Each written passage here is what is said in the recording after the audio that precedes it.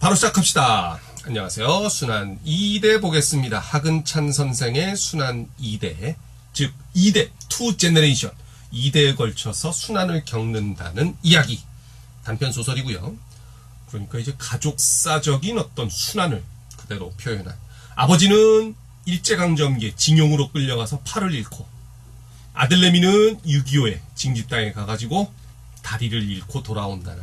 그래서 두 부자가, 불구가 된 두 부자가 힘을 합쳐서 험난한 현실을 살아나가야 하는 그 상황을 갖다가 그려낸 소설이지요. 단편 소설이고요. 이 작품도 역순행적 구성이 보입니다. 일부러 그렇게 골랐어요. 역순행적 구성을 가진 두 작품 가지고 요 앞에서 그 눈길을 받고 이번에는 순환 2대라는 작품을 보는 겁니다. 제일 먼저 발단 적어주셔야죠. 아들이 돌아온다. 그 뒤에서부터 발단, 바로 앞에서부터 왼쪽에다, 여백에다가 발단. 다시 보면 발단에서는 이제 배경 제시되고 인물 제시되고 또 한 번 얘기합니다. 사건의 실마리 제시되고요. 그렇죠?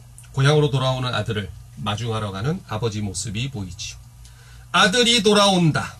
아들 진수가 살아서 돌아온다. 아무개는 전사했다는 통지가 왔고 또 아무개는 죽었는지 통 소식이 없는데 우리 진수는 살아서 오늘 돌아오는 것이다.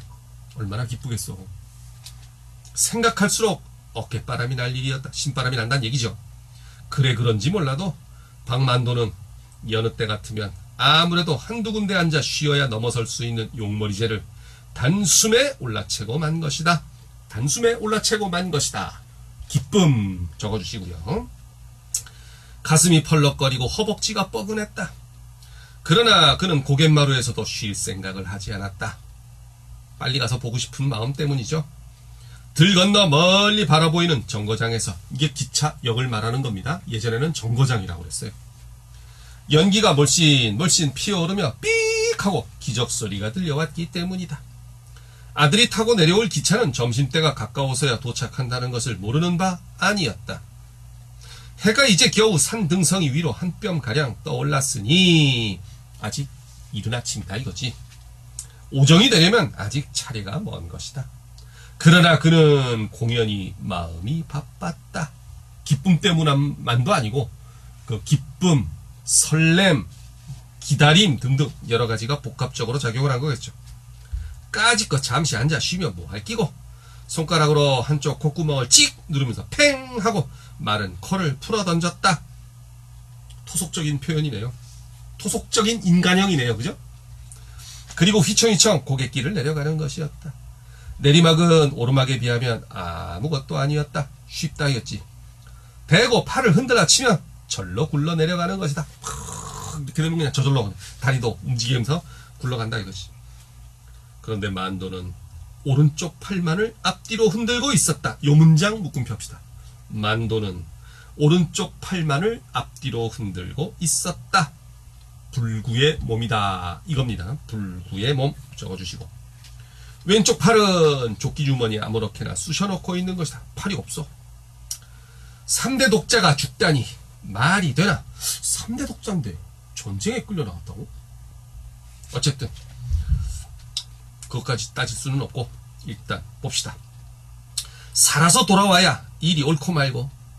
근데 병원에서 나온다 하니 어디를 좀 다치기는 다친 모양이지만, 자 거기 병원에서 나온다 하니 그 부분 밑줄 쳐주시고요. 불안감의 근원 요렇게 정리를 해봅시다. 병원에서 나온다 하니 불안감의 근원. 네, 정리해 주시고요. 어디를 좀 다치기는 다친 모양이지만 설마 나같이 이렇게 해서 되지 않았겠지. 나름 암시죠. 만도는 왼쪽 조끼 주머니에 꽂힌 소매자락을 내려다 보았다. 자 여기까지 계속 뭡니까? 진수가 결국 불구가 되어서 돌아온다는 것을 암시하는 겁니다. 거기 설마 나같이 이렇게 해서 되지 않았겠지 서부터 시작해가지고 소매자락을 내려다 보았다까지 묶음표 해주시고, 진수가 불구의 몸으로 귀향 팔이 라는 암시 적어줍시다. 좀 길게 나갔네. 끊어서 밑으로 내릴걸. 계속 갑시다. 그 소매자락 속에는 아무것도 든 것이 없었다. 그저 소매자락 그것뿐이 어깨 밑으로 덜렁 쳐져 있는 것이다. 그래서 노상 그쪽은 조끼 주머니 속에 꽂혀 있는 것이다. 볼기짝이나 장단지 같은 데를 총알이 약간 스쳐갔을 따름이겠지. 나처럼 팔뚝 하나가 몽땅 달아날 지경이었다면 그 엄살스러운 놈이 견뎌냈을 턱이 없고 말고. 자식의 성격을 알아. 엄살이 좀 심하다는 거. 근데 걔가 그런 경우를 겪고 나서 그게 제대로 살아있을까? 그치? 엄살쟁이가? 이런 얘기죠. 이렇게 생각하는 것은 일단 나름 마음속의 불안감을 좀 씻어보려는 몸부림이죠. 그것도 적읍시다. 불안감을 씻어보려는 몸부림. 요렇게 불안감을 씻어보려는 몸부림 정리해 주시고요.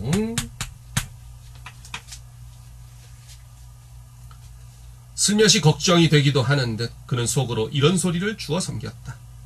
내리막길은 빨랐다. 빨리 내려갔다 이거지. 쉽게 내려갔다. 벌써 고갯마루가 저만큼 높이 쳐다보이는 것이다. 뒤돌아봤을 때 그렇단 얘기죠. 산모퉁이를 돌아서면 이제 들판이었다. 내리막길을 쏘아 내려온 기운 그대로 만도는 들길을 젠걸음 쳐나가다가 개천 뚝에 이르러서야 걸음을 멈추었다. 외나무 다리가 놓여있는 조그만 시냇물이었다. 외나무 다리!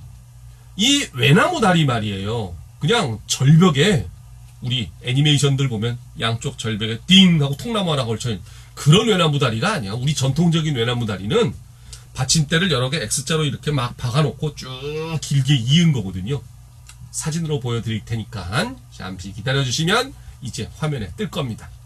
요런 거예요. 요런 거. 보이시죠? 근데 이게 외나무 다리야. 부실하기 짝이 없지.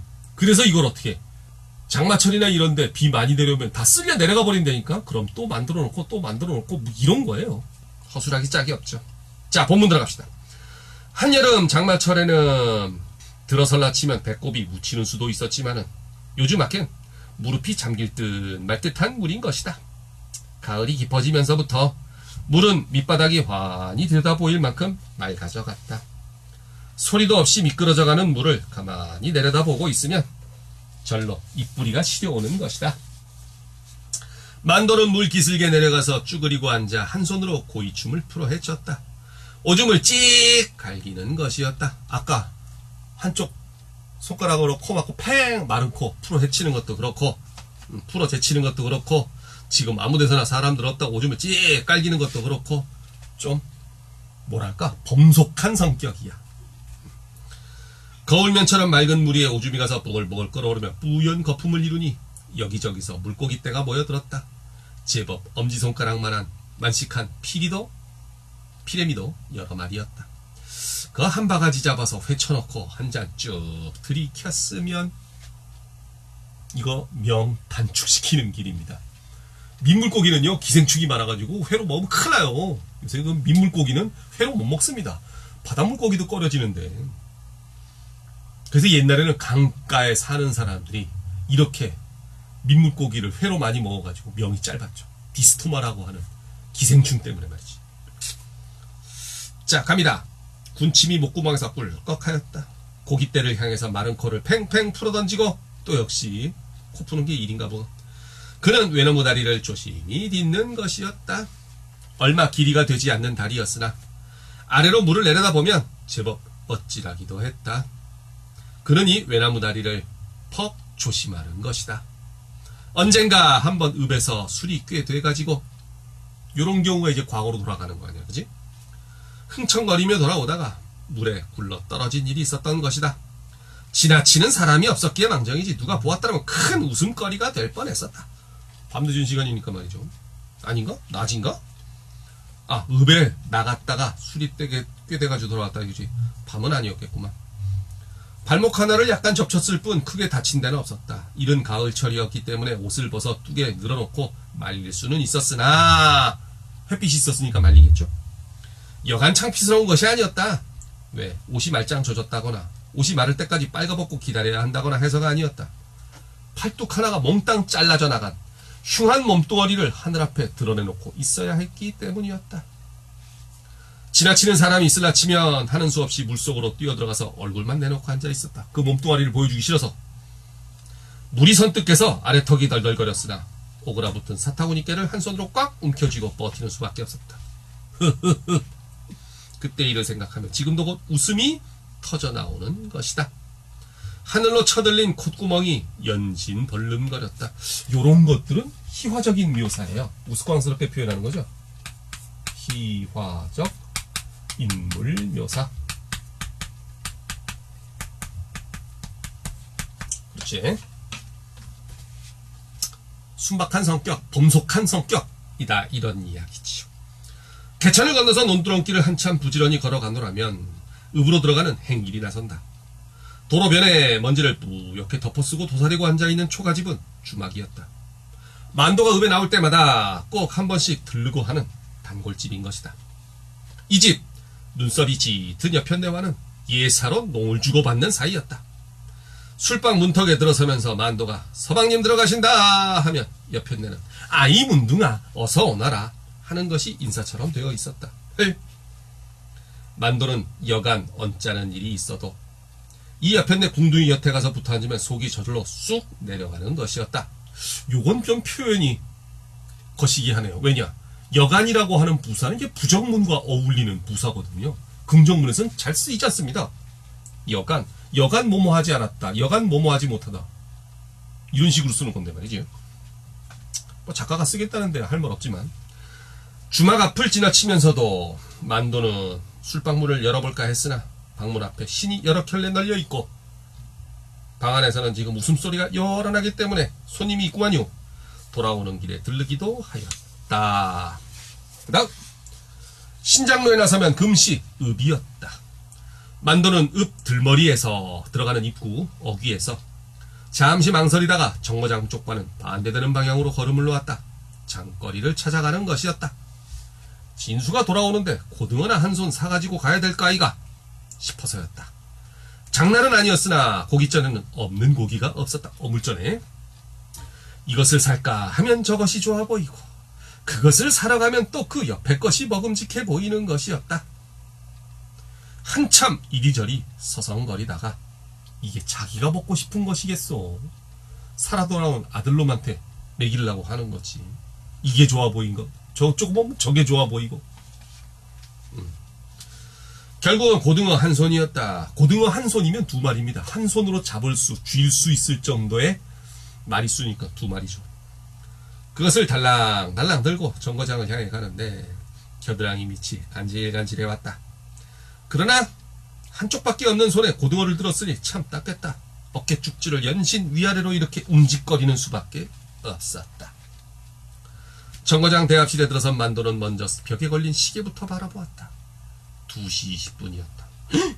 벌써 2시 20분이라니 내가 잘못 보나? 아무리 두 눈을 씻고 봐도 시계는 틀림없이 2시 20분인 것이다. 한쪽 걸상에 가서 궁둥이를 붙이면서도 곧장 미심쩍어 했다. 2시 20분이라니 그럼 벌써 점심때가 겨웠다 지났다는 말인가? 말도 아닌 것이다. 자세히 보니 시계는 유리가 깨졌고 먼지가 꺼멓게 앉아있었다. 그러면 그렇지 고장났구만요.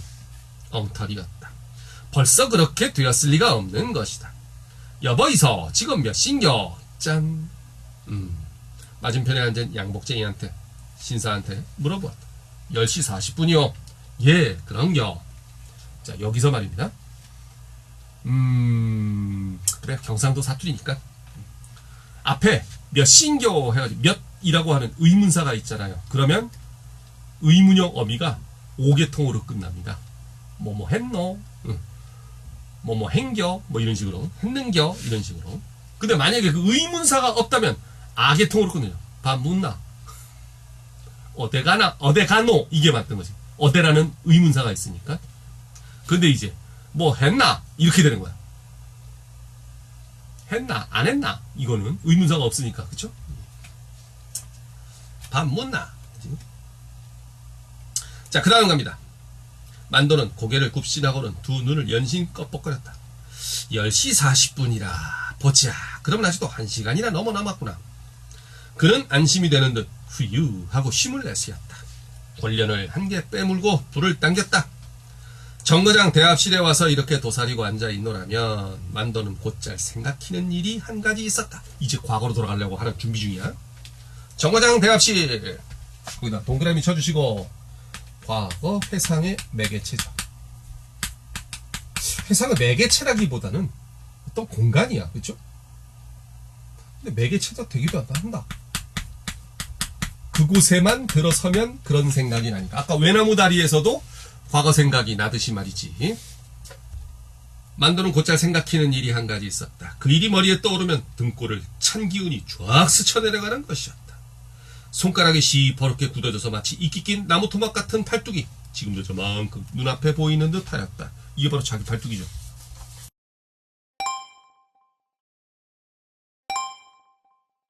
바로 이 정거장 마당에, 자, 여기서부터가 이제 전개가 됩니다. 바로 왼쪽에다 전개 적어주시고요. 이 전개가 바로 이제 과거 회상인데, 팔을 어떻게 잃게 되었느냐. 사건을 서술해주는 거죠. 봅시다. 바로 이 정거장 마당에 100명 남짓한 사람들이 모여 웅성거리고 있었다. 징용된 사람들이죠. 징병이면 군인으로 끌려가는 것이고, 징용이다 하면은 이제 노동자로 끌려가는 것이고, 그 중에는 만도도 섞여 있었다. 기차를 기다리고 있는 것이었으나 그들은 모두 자기네들이 어디로 가는 것인지는 모르는 것이었다. 그저 차를 타라면 탈 사람들인 것이었다. 징용에 끌려나가는 사람들이었다. 그러니까 지금으로부터 12, 13년 옛날의 이야기인 것이다. 그러면 6.25 전이니까 6.25가 50년에 시작해서 53년에 휴전이 됐단 말이에요. 그럼 12, 13년이면 40년대 얼추 되는군요. 12, 13년 옛날 이야기인 것이다. 북해도 탄광으로 갈 것이라는 사람도 있었고, 틀림없이 남양군도, 남태평양 군도 여러 섬으로 간다는 사람도 있었다. 더러는 만주로 갔으면 좋겠다고 하는 것이었다. 만도는 북해도가 아니면 남양군도일 것이고, 거기도 아니면 만주겠지. 설마 저희들이 하늘 밖으로서 끌고 갈까 보냐? 요런 건 이제 뭐랄까, 낙관은 낙관인데 어떻게 되든 잘 될 것이다. 근데 좀 체념기가 많이 섞인 체념적 낙관이죠. 체념적 낙관. 선생님도 어느 정도 낙관론자인데 잘 되겠지 뭐. 그래서 뭐 안 좋은 일이 생겨도 그냥 어차피 겪을 거라면, 내가 뭐 걱정한다고 해서 뭐 그 큰일 바뀌나? 안 바뀌잖아. 걱정한다고 해서 바뀔 것 같으면 예전에 바뀌었겠지. 별로 큰 걱정 안 하고 살아요. 어떻게 살다 보면 또 살게 되더라고. 갑니다. 아무렇지도 않은 듯이 그 들창코로 담배 연기를 푹푹 내뿜고 있었다. 그런데 마음이 좀 덜 좋은 것은 마누라가 저쪽 변소 보퉁이 벚나무 밑에 우두커니 서서 한눈도 안 팔고 이쪽만을 바라보고 있는 때문이었다. 마누라가 서부터 시작해서 때문이었다까지, 요거는 이제 자기 아내의 성격을 보여주는 거죠. 순종적이고, 이제 하나밖에 없는 남편인데, 뭐 남편 여럿인 사람도 있어요? 그건 아니고 하나밖에 없는 남편인데 그 남편이 끌려가고 있잖아. 가서 죽을지 살지 모르는데 말이지. 안타깝죠. 근데 거기서 대놓고 와가지고 담벼락으로 와서 껴안고 막 비비대고, 이게 아니라 멀리서 그냥 바라만 보고 있는 거야. 소극적이죠. 그래서 그는 주머니 속에 성냥을 두고도 옆 사람에게 불을 빌리자고 하면서 슬며시 돌아서 버리곤 했었다. 자기 감정을 아내에게 들키기 싫은 거죠. 안 보여주려고. 홈으로 나가면서 뒤를 돌아보니 마누라는 울 밖에 서서 수건으로 코를 눌러대고 있는 것이었다. 안타깝다. 그지?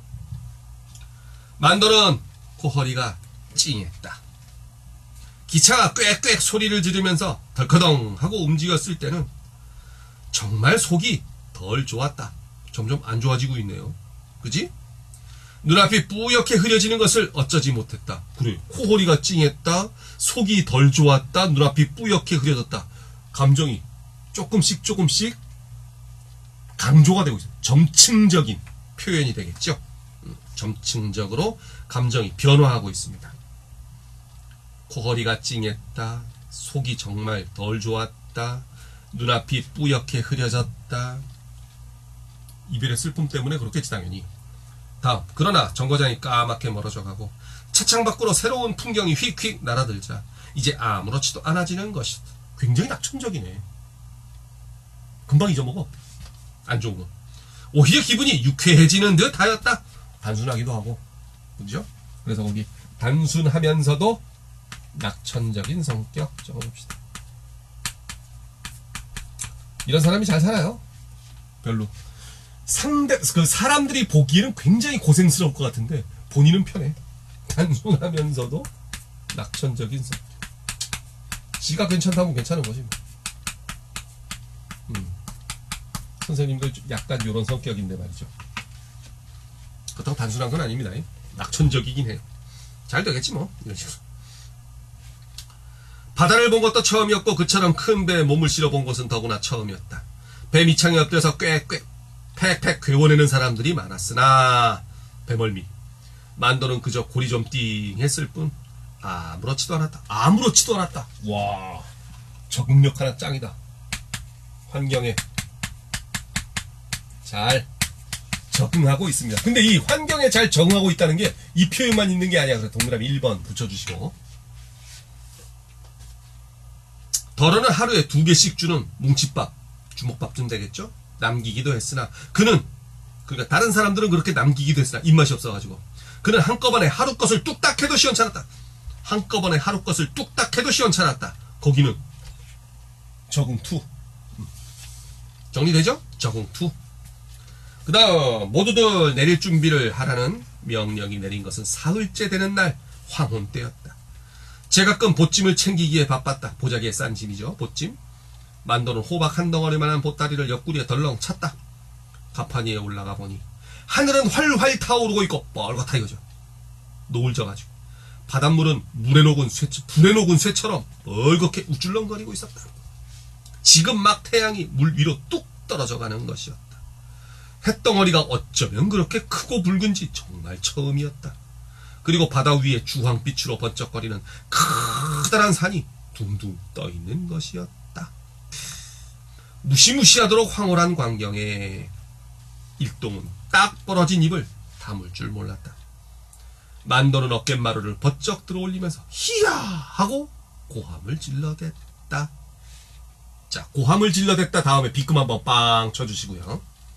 그러나 앞에서, 왜냐, 거기까지는 굉장히 아름다운 자연이죠. 근데 그 뒤에는 어마어마하게 고생스러운 노동, 다시 말해서 비극적 현실을 대비를 시켜놓고 있는 거예요. 그래서 비끔 사이로 이렇게 대조 표시 하나 해주시고, 왼쪽에다가는 아름다운 자연 이렇게 적어주시고, 오른쪽에는 비극적 현실 적어주십니다. 그렇게 정리를 갖다 하시고 그 다음 보십시다. 그러나 그처럼 좋아할 건덕지는 못되는 것이었다. 섬에서 그들을 기다리고 있는 것은 숨막히는 더위와 강제노동과 그리고 잠자리만 한 시기나 한 모기 때였던 것이다. 뭔 모기가 잠자리만 해. 외계생물이야. 섬에다가 비행장을 닦는 것이었다. 모기에게 물려 혹이 된 곳을 벅벅 긁으면서 비오듯 쏟아지는 땀을 무릅쓰고 아침부터 해가 떨어질 때까지 산을 허물어내고 흙을 나르고 하기란 이 고향에서 농산일에 뼈가 굳어진 몸에도 이만저만한 고역이 아니었다. 노동 강도가 엄청났다는 얘기죠. 물도 입에 맞지 않았고 음식도 이내 변하곤 해서 더우니까 도저히 견뎌낼 것 같지가 않았다. 게다가 병까지 돌았다. 헐, 전염병이겠죠. 일을 하다가도 벌떡 자빠지기가 예사였다. 그러나 만도는 아침 저녁으로 약간씩 설사를 했을 뿐 넘어지진 않았다. 쓰러지진 않은 거야. 물도 차츰 입에 맞아갔고 고된 일도 날이 감에 따라 몸에 베어버리는 것이었다. 몸에 베어버리는 것이었다. 적응3 적어주시고, 밤에 날개를 치며 몰려드는 모기 때만 아니면 그냥저냥 베겨내겠는데 정말 그놈의 모기들만은 질색이었다. 그런데 사람의 힘이란 무서운 것이었다. 그처럼 산과 산 틈바구니의 비행장을 다듬어내고야 말았던 것이다. 그러나 일은 그것으로 끝이 나는 것이 아니고 오히려 더 벅찬 일이 닥치는 것이다. 뭔데? 그 뒤에 보면 이제 굴을 파가지고 모든 장비, 비행기들까지 다 포함해서 굴에다 숨길 수 있게끔 만드는 거죠. 왜? 미군들 공격해올 테니까. 연합군의 비행기가 날아들면서부터 이른 밤중까지 계속되었다. 산허리에 굴을 파고 들어가는 것인데 비행기를 집어넣을 굴이었던 것이다. 그리고 모든 시설을 다 굴 속으로 옮겨야 했던 것이다. 큰일이군요. 여기저기 다이너마이트 튀는 소리가 산을 흔들어댔다. 돌산이야. 근데 그럴 수밖에 없는 것이 태평양 한가운데 섬들이 있다? 그 섬이 퇴적층이겠어? 아니지. 바로 화산 활동의 결과물이 솟아올라가지고서 섬이 된 건데. 물론 오랜 옛날에. 그러니까 화산암으로 이루어졌을 거란 말이지. 그 웬만한 쇠붙이 가지고서는 파지도 못하고 이제 터뜨려야 되는 거죠. 앵앵앵 하고 공습경보가 나면 일을 하던 손을 놓고 모두 굴 바닥에 납작납작 엎드려 있어야 했다. 비행기가 돌아갈 때까지 그러고 있는 것이었다. 어떤 때는 근 1시간 가까이나 엎드려 있어야 하는 때도 있었는데 차라리 그것이 얼마나 편한지 몰랐다. 왜? 쉬는 시간이다. 이거지. 잠시라도. 그래서 더러는 공습이 있기를 은근히 기다리기도 했다. 헤이. 죽을지도 모르는데. 포탄이 저 사람은 조선 노동자구나. 요놈은 일본 놈이겠구나. 폭탄이 알아서 내려와가지고 골라가면서 터져요? 그건 아니잖아요. 비행기에서 쏟아내는 폭탄이 말이야. 그건 아니지.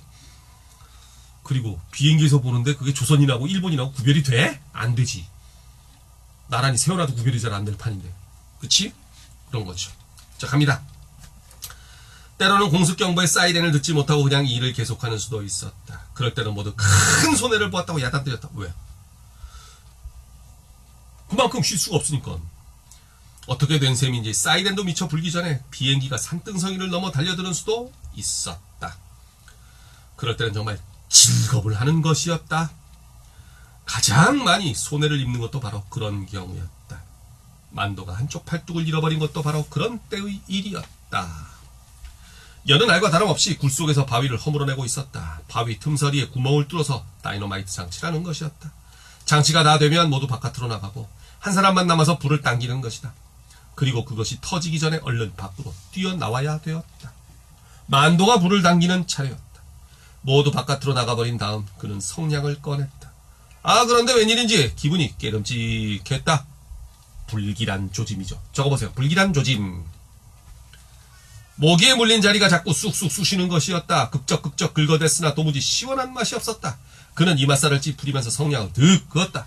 그래 그런지 몰라도 불은 이래 픽 하고 꺼져버렸다. 일이 안 되려면요 여러 가지로 안 돼요. 안 좋은 일은 겹쳐서 일어나요. 그리고 그치? 성냥 알맹이 4개째에서 겨우 심지에 불이 당겨졌다. 심지에 불이 붙는 것을 보자 그는 얼른 몸을 굴 밖으로 날렸다. 바깥으로 막 나서려는 때였다. 산이 무너지는 듯한 소리와 함께 사나운 발음이 귓전을 후려갈기는 것이었다. 만도는 정신이 아찔했다. 공습이었던 것이다. 산등성이를 넘어 달려든 비행기가 머리 위로 아슬아슬하게 지나는 것이었다. 이건 좀 아니 옳시다야. 선생님이 보기엔. 왜냐면 자 봐요. 산이 있단 말이지. 그리고 평지에다가 비행장을 만든단 말이야. 비행기가 날고 뜨고 그지? 여기서. 그럼 이 비행기를 옮기려면 굴을 여기다 파야 될 거 아니야. 설마 여기다 파겠어? 아니잖아요. 그죠? 근데 산등성이를 넘어서 이렇게 내려오려면 비행기가 이렇게 공격을 해 들어오려면 여기서부터 오면 이제 사이렌이 울리지. 벌써 멀리서부터 보일 테니까. 그러니까 이쪽에서 오니까 안 보이고 있다. 관찰도 못했다가 바로 넘어 들어오는 거란 말이야. 근데 넘어 들어와가지고 바로 여기까지 이렇게 내려온다. 이건 아니죠. 여기서부터 그냥 총 쏘고 내려갈 텐데 공사는 여기서 하는데 좀 뭐가 안 맞아 상황이.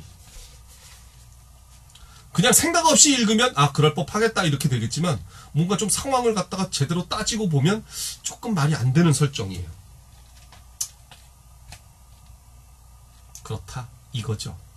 넘어갑시다. 어찌됐든 산등성이를 넘어 달려든 비행기가 머리 위로 아슬아슬하게 지나는 것이었다. 미처 정신을 차리기도 전에 또 한 대가 뒤따라 날아드는 것이 아닌가. 그렇죠. 비행기는 한 대만 다니지 않습니다. 편대를 이루어서 다니죠. 왜? 그래야 비상 상황이 생길 때 같이 돕고 어쩌고 저쩌고 이렇게 되는 거거든. 만도는 그만 넋을 잃고라는 말은 무의식적으로 이 소리입니다. 굴 안으로 도로 달려 들어갔다. 쥐가 심지를 붙여놨잖아. 타들어가고 있잖아 지금 다이너마이트 그지? 심지가 달려 들어가서 굴 바닥에 아무렇게나 퍽 엎드려 버리고 말았다. 그 순간이었다. 꽝! 불안이 미어지는 듯하면서 다이너마이트가 터졌다. 만도의 두 눈에서 불이 번쩍 났다. 곁에서 터진 거죠. 만도가 어렴풋이 눈을 떠보니 바로 거기 눈앞에 누구의 것인지 모를 팔뚝이 하나 놓여 있었다. 손가락이 시퍼렇게 굳어져서 마치 이끼 낀 나무 토막처럼 보이는 것이었다. 만도는 그것이 자기 어깨에 붙어있던 것인 줄을 알자 그만 으악 하고 정신을 잃어버렸다. 으아. 자, 여기까지가 이제 전개 과거였습니다. 다시 현재로 돌아와서 꽥 기차 소리였다. 여기서 이제 회상에서부터 현실로 돌아오는 거지. 그래서 꽥서부터 옆에다가 위기 적어주시고요. 위기입니다. 위기. 아들내미를 만나는 거죠. 새로운 사태가 발발합니다. 꽥 기차 소리였다. 멀리 산모퉁이를 돌아오는가 보다. 만도는 앉았던 자리를 털고 벌떡 일어서며 옆에 놓아두었던 고등어를 집어들었다. 기적소리가 가까워질수록 그의 가슴은 울렁거렸다. 초조함 또는 기대감, 이게 막 겹쳐져 있는 거야. 대합실 밖으로 뛰어나가 홈이 잘 보이는 울타리 쪽으로 가서 발돋움을 하였다. 짜랑짜랑 하고 종이 울자 한참 만에 차는 소리를 지르면서 달려들었다. 기관차의 옆구리에서는 김이 픽픽 풍겨나왔다. 만도의 얼굴은 바짝 긴장되었다. 시커먼 열차 속에서 꾸역꾸역 사람들이 밀려나왔다. 꽤 많은 손님이 쏟아져 내리는 것이었다. 만도의 두 눈은 곧장 이리저리 굴렀다. 그러나 아들의 모습은 쉽사리 눈에 띄지 않았다. 저쪽 출찰구로 밀려나가는 사람의 물결 속에 두 개의 지팡이를 의지하고 쩔룩거리면서 걸어나가는 상위군인이 있었으나 이 상위군인이 바로 누구야? 만도의 아들 진수야. 근데 여기서 못 알아봤어. 멀리서 봤으니까. 그 뒷모습을 봤으니까. 뭐 입고 왔으니까 다 똑같아 보이잖아. 만도는 그 사람에게 주의를 기울이진 않았다. 왜? 그렇게 됐을 리가 없다는 생각이죠. 기차에서 내릴 사람은 모두 내렸는가 보다. 이제 미처 차에 오르지 못한 사람들이 홈을 이리저리 서성거리고 있을 뿐인 것이었다. 그놈이 거짓으로 편지를 띄웠을 리는 없을 건데. 그는 자꾸 가슴이 떨렸다. 불안감이죠. 뭐지? 이 상황 뭐지? 이러고 불안감 적어주시고.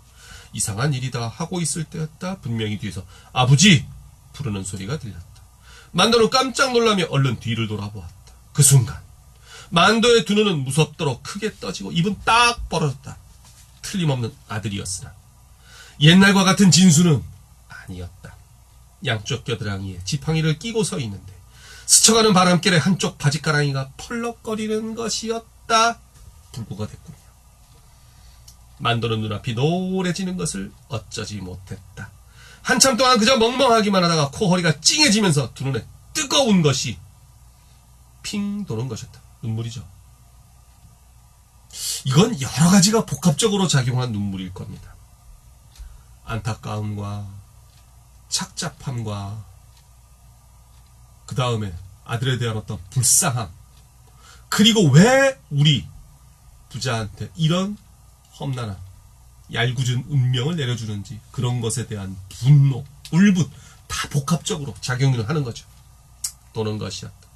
그러나 그는 여느 때처럼 코를 팽팽 불어던지지는 않았다. 얘라이 이놈아. 만도 입술에서 모지게 튀어나온 첫마디였다. 떨리는 목소리였다. 고등어를 든 손이 불끈 주먹을 쥐고 있었다. 기대감이 실망으로 바뀌는 상황입니다. 이게 무슨 꼴이고 이게. 아버지, 이놈아! 이놈아! 만도의 들창고가 크게 벌름하다가 훌쩍 물코를 들이마셨다. 진수의 얼굴에는 어느 결의 눈물이 꾀죄죄하게 흘러 있었다. 행동 묘사에 의한 심리 표현입니다. 적어봅시다. 행동 묘사에 의한 심리 표현. 적어주셨죠? 그러면 그 다음 또 계속 갑니다. 만도는 진수의 잘못이기나 한 듯 험한 얼굴로 가자! 어서! 찡!